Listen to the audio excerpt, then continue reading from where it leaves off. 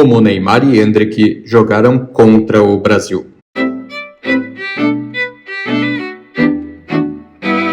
O menino adulto Neymar e o jovem prodígio Endrick potencialmente contam com os mais fervorosos torcedores nas redes sociais.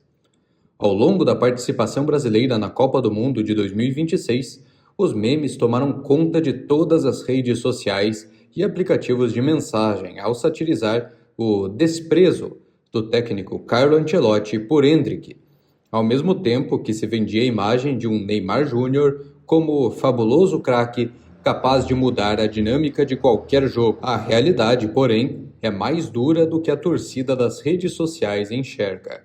Todavia, entender o papel desses dois jogadores de forma isolada não é correto. Tudo faz parte de um conjunto que culminou no futebol de nível duvidoso apresentado nos Estados Unidos. A ausência de projeto, preparação tumultuada, cultura de imediatismo e o endeusamento das redes sociais. A ausência de projeto no futebol brasileiro. Não é de hoje que o futebol brasileiro não possui projeto a ser executado. Na realidade, não se pode dizer que um dia o possuiu. Ao longo da nossa história futebolística, fomos agraciados por atletas da primeira prateleira do futebol mundial, bem como treinadores disruptivos. Todo o sucesso conquistado por essas gerações que se sucederam e que, mesmo sem sagrarem-se campeãs, encantaram o mundo ou geraram expectativas enormes, fez com que o brasileiro nunca parasse para realizar uma leitura profunda das estruturas do esporte bretão, e a partir disso focar em pontos de fraqueza e potencializar o que já era bom. A formação de atletas no futebol do país fica a cargo de iniciativas privadas e independentes. O Atlético Paranaense, por exemplo, é reconhecido pela tradição de formar bons goleiros. Flamengo e Palmeiras vêm dominando o lançamento de ótimos atacantes e meias atacantes nos últimos 10 anos.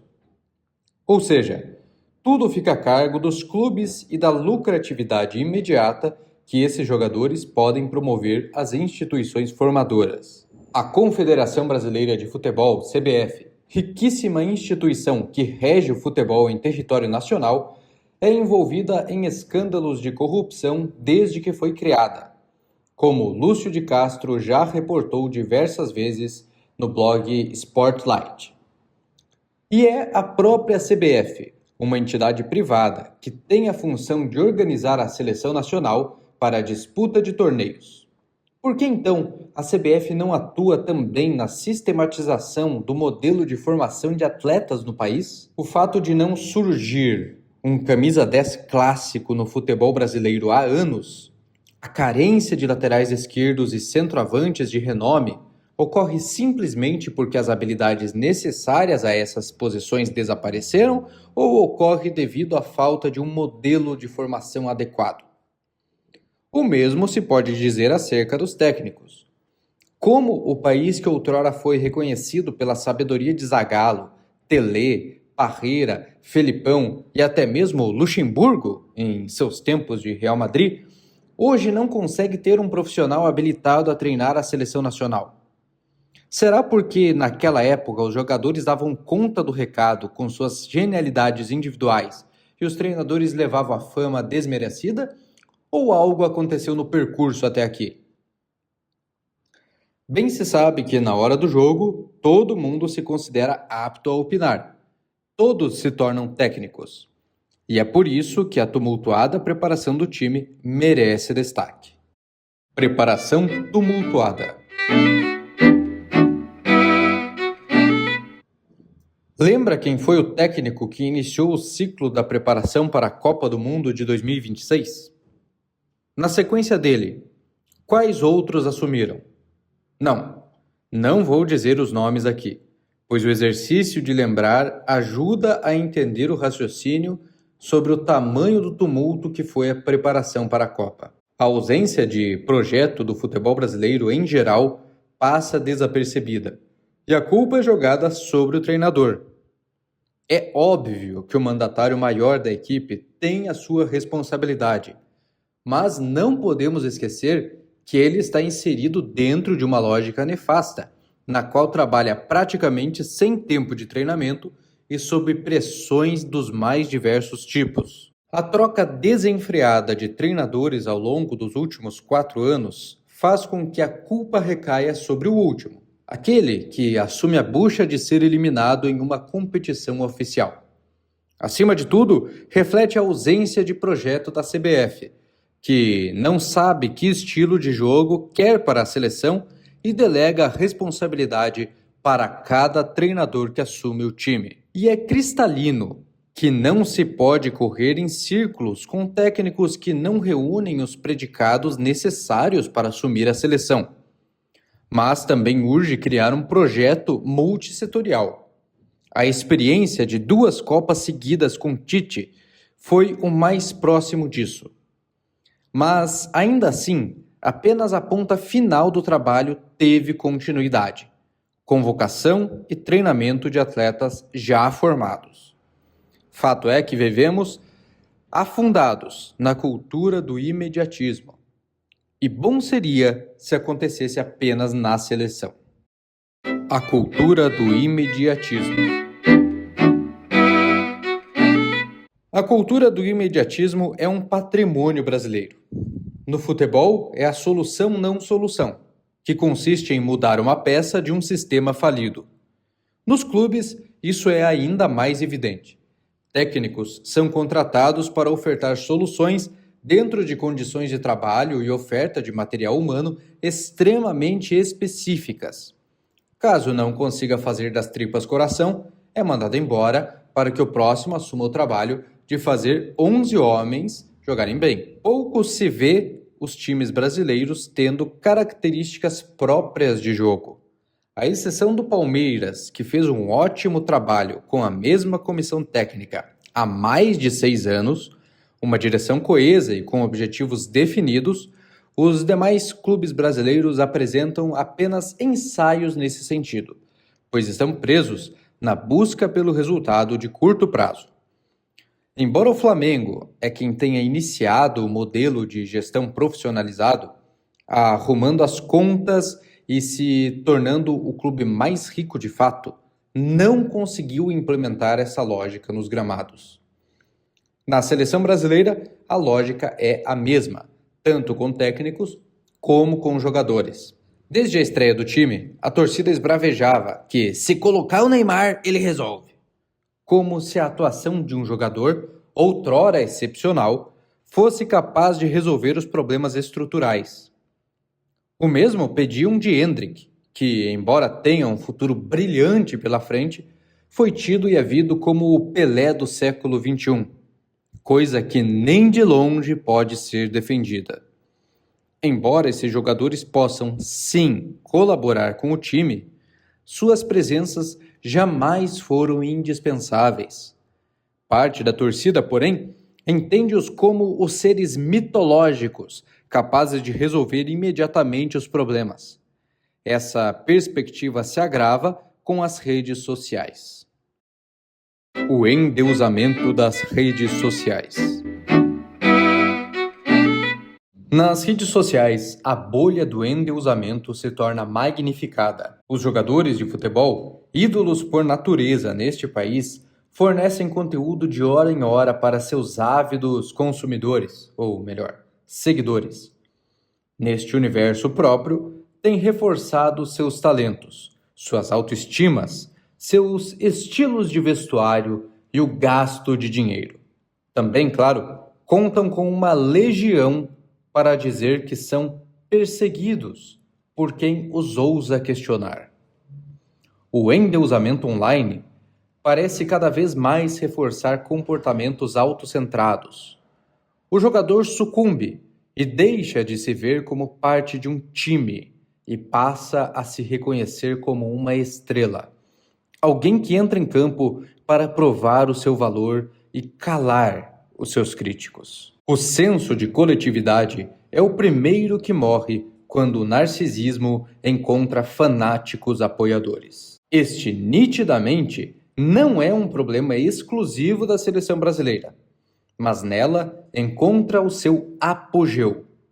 Por um lado, poucos outros países têm jogadores com tamanha fama quanto os brasileiros.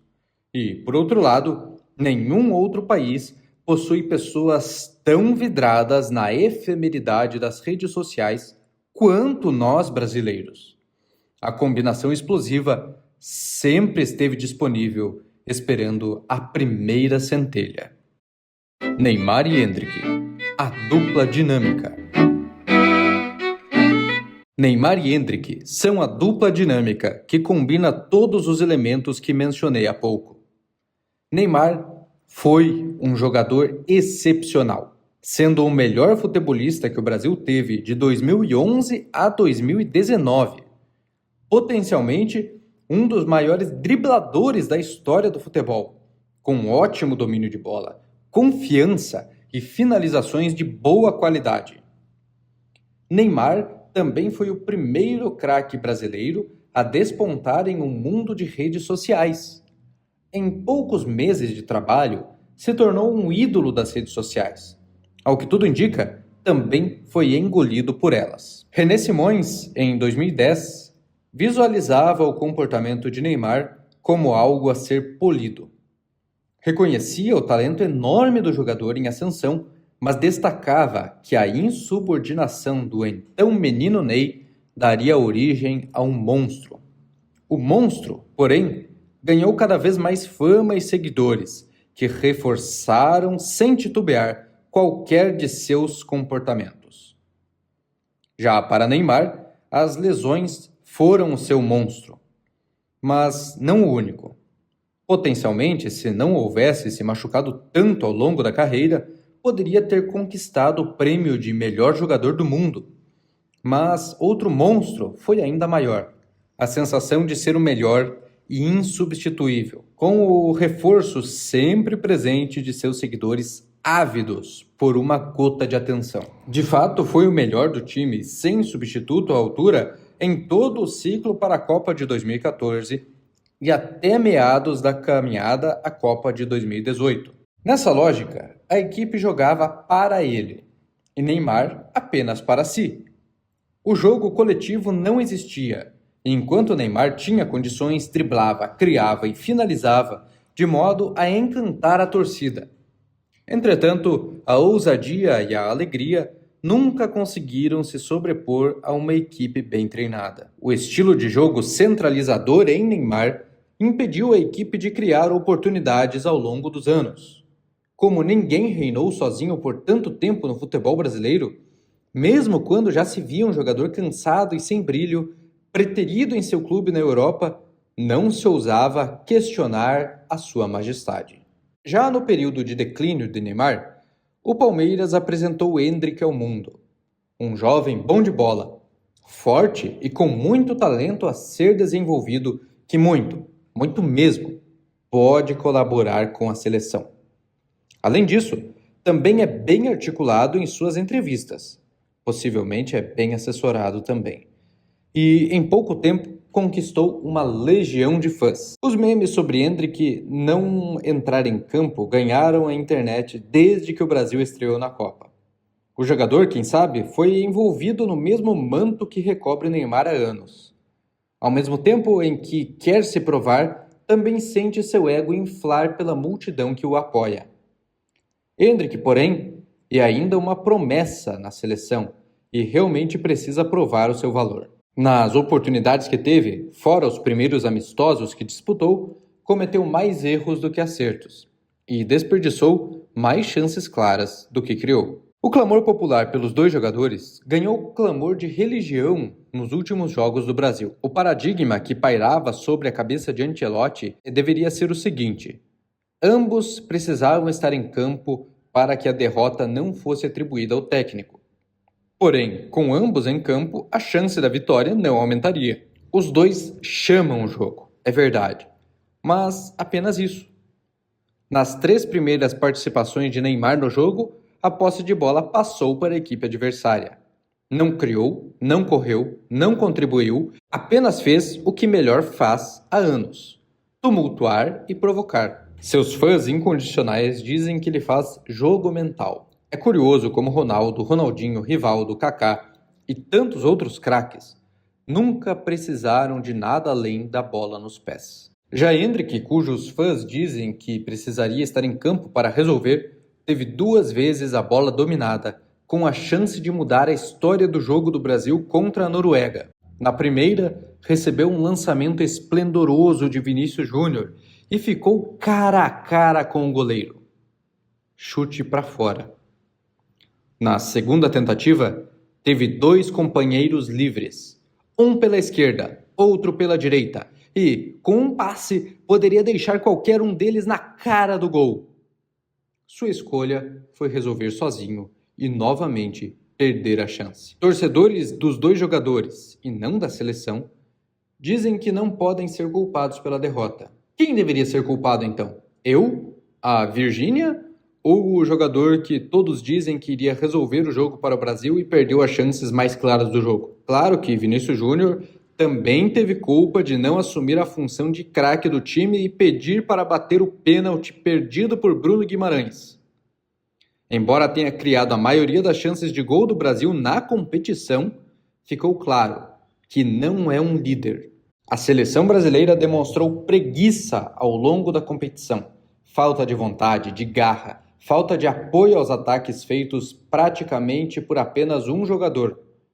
Diante do primeiro adversário bem treinado, que foi o Marrocos, houve empate, mas diante do segundo, não houve perdão. O riso solto e a provocação há anos são calados por seleções cuja preparação é profissionalizada, focada e séria. O time estelar de 2006 foi castigado pela coesão da equipe francesa.